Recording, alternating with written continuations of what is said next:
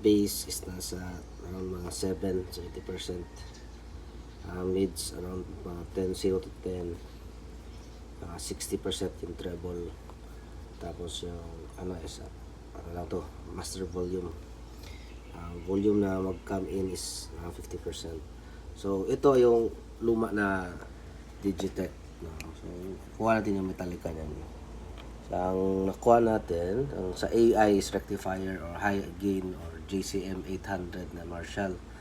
Kaya lang dito ang ginawa natin is the compressor is off, L2 meaning to say ano yan, extreme, no? Extreme distortion, pero nasa 20% lang. So extreme distortion pero 20%, mababa masyado.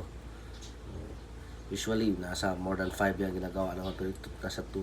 So bass side, ang bass is 60%, middle is 20%, ang treble is 7.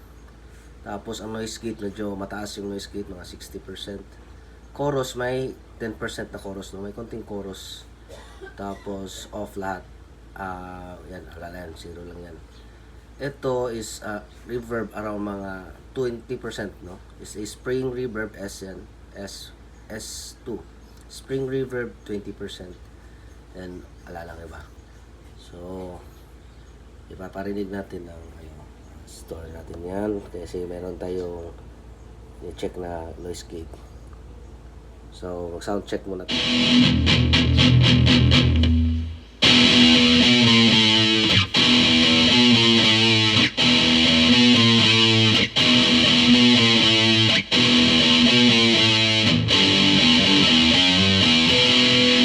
So Behringer pala yan, Behringer na ano yan, AK60G, 60 watts na guitar, no? AK, around mga 10,000 pesos lang.